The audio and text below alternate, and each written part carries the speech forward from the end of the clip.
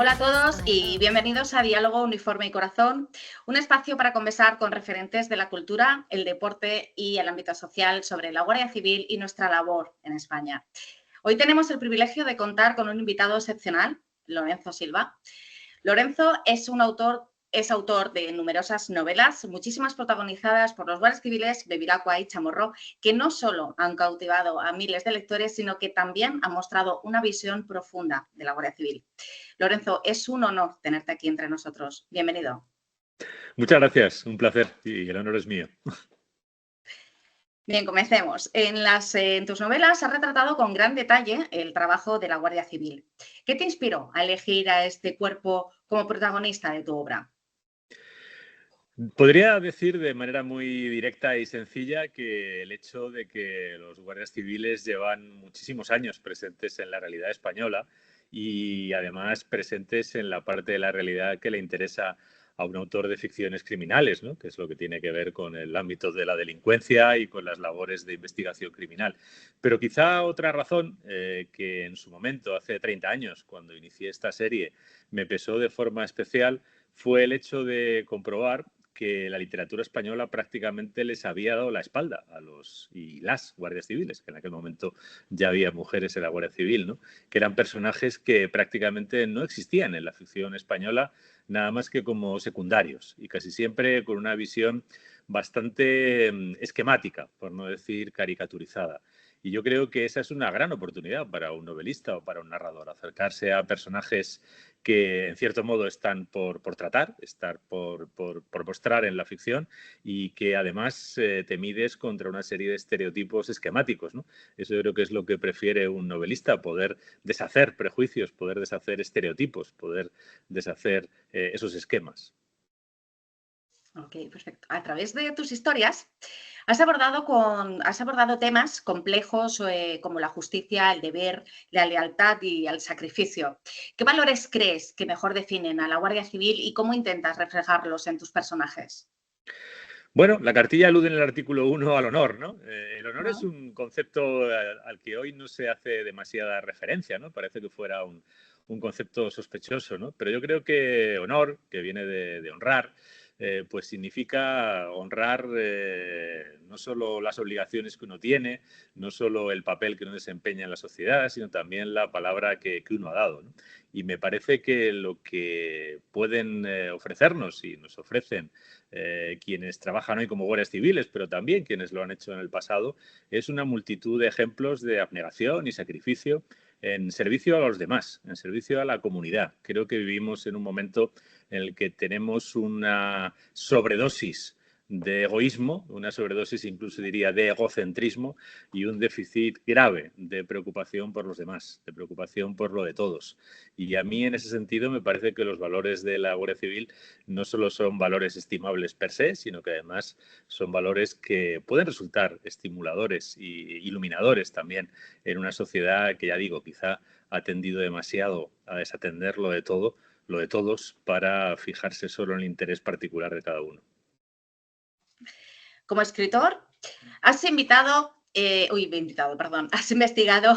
y has profundizado en el día a día de la Guardia Civil. ¿Qué aspectos de nuestra labor crees que son los menos conocidos o los más incomprendidos por la sociedad en general? Muchos. La verdad es que cuando tienes la oportunidad, y yo la he tenido en estos 30 años, bueno, acercarte con cierta intensidad y con cierta extensión también al servicio que Ujú. presta la Guardia Civil, te encuentras con muchas situaciones en las que piensas esto probablemente nadie se lo imagina, ¿no? No sé, pienso, por ejemplo, cuando he podido compartir unas horas con gente del servicio marítimo en el Estrecho, ¿no? Sí. Todas las, bueno, pues las labores que se hacen, que no son solo de seguridad, ¿no? Que muchas veces son humanitarias y que van más allá, además, de lo puramente humanitario, ¿no? Creo que esa es una dimensión poco conocida, ¿no? Y el sacrificio que representa estar en un lugar tan complicado, donde son tantos los desafíos simultáneos, donde también existen riesgos, ¿no? Y donde a veces hay que extremar la prudencia no solo para, bueno, pues para prestar el servicio que estás prestando, sino también para, bueno, pues para incluso tratar de lidiar con gente que desprecia el peligro y que desprecia el riesgo en que pone su propia integridad para que eso no acabe mal, ¿no? Me parece que, por ejemplo, ese tipo de actuaciones no son bien conocidas, ¿no? O, por ejemplo, otro aspecto que creo que tampoco es muy conocido por parte de la sociedad. Últimamente, bueno, digamos que sí que están llegando algunos documentos, ¿no?, a los medios de comunicación en relación con algunos casos conocidos, pero me parece que, por ejemplo, no se conoce bien la labor que tiene, por ejemplo, un equipo de policía judicial a la hora de abordar una historia compleja y no solo extraer las pruebas que finalmente puedan servir para, en su día, pues desarrollar un proceso penal con todas las garantías que tiene el proceso penal en España, sino también para hacer una narración inteligible de unos hechos complejos. Yo a veces he leído informes de guardias civiles de policía judicial que no solo están mejor escritos que los textos que leo en otras partes, sino que además tienen más competencia narrativa que otros, ¿no? Es decir, a veces, no sé, abordar un caso complejo, hacer un relato de hechos que a su vez recoja las pruebas y que todo eso sea inteligible para quien tiene que serlo, para el juez en primera instancia, pero también para el resto de las partes, tiene un trabajo intelectual que hacen todos los días los guardias civiles de policía judicial, del que creo que no es consciente la población. Es cierto. La Guardia Civil tiene una larga historia y muy compleja en España. ¿Cuál es tu visión sobre la actualidad en el cuerpo? Pues ya que aludes a la historia, yo creo que antes de mirar al presente, digamos, sin más o de forma inmediata, hay que atender a esa historia. La historia de la Guardia Civil es una historia de casi 2 siglos, 180 años, en los que ha sido un elemento vertebrador de la sociedad española, un elemento vertebrador del Estado, de la administración pública en España. En 1844, cuando se creó, el Estado estaba ausente de la inmensa mayoría del territorio y el Estado y con él pues el derecho, las leyes, la garantía de los derechos y las libertades de los ciudadanos se extendieron por todo el territorio en condiciones muy difíciles, y esa que es la función que históricamente desempeñó la Guardia Civil, que además contribuyó con ella no solo al imperio de la ley, sino también de manera reconocida expresamente en múltiples ocasiones por los liberales del 19, con la seguridad, extender la prosperidad y a través de la prosperidad y de la prosperidad económica también contribuir a la libertad o a la extensión de la libertad en la sociedad española. Bueno, pues con esa perspectiva histórica es como yo creo que tenemos que mirar el presente, ¿no? Y tengo la sensación de que en el presente quizá por falta de esa conciencia histórica de lo que ha representado históricamente la Guardia Civil en la configuración del Estado español, en la configuración del Estado de Derecho español y en la garantía de las libertades y los derechos de todos los ciudadanos, quizá por no tener claramente esa conciencia, se está descuidando un poco el papel que representa y que puede representar la Guardia Civil. Yo tengo la sensación de que no estamos en este momento en horas excesivamente prósperas. Incluso creo que hay sectores de la sociedad española que piensan que una herramienta, ¿no?, como un cuerpo de seguridad sometido a la autoridad civil, sometido al Estado de Derecho, con presencia en todo el territorio, eso que ha sido tan valioso en la historia de España en los últimos 2 siglos, pues es algo que no tiene tanto valor, ¿no?, que se puede sustituir por otras cosas, ¿no? Y me parece que esos experimentos pues son experimentos que parten de una inconsciencia histórica y que exponen a riesgos que a lo mejor quienes los promueven no tienen suficientemente identificados. Finalmente, Lorenzo, ¿qué mensaje te gustaría transmitir a mis compañeros de la Guardia Civil que día a día realizan su labor con dedicación y entrega por España?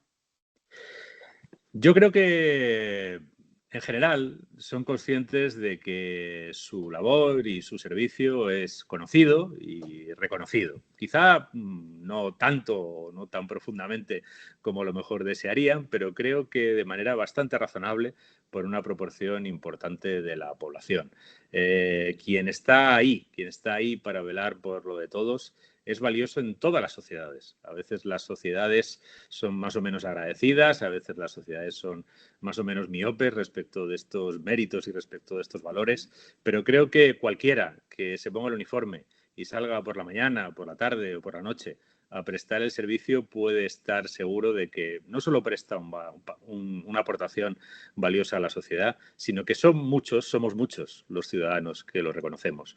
Nunca serán todos. Habrá quien sea ingrato, habrá quien prefiera otro tipo de, bueno, pues de visiones, ¿no? Y a lo mejor habrá incluso quien prefiera dar la espalda a la realidad para mantener su visión. Pero creo que, en términos generales, los españoles somos conscientes de que tenemos en la Guardia Civil y en otros servidores públicos, a diferencia de lo que sucede en otros muchos países del mundo, alguien en quien podemos confiar, alguien a quien podemos recurrir y alguien a quien con normalidad recurrimos.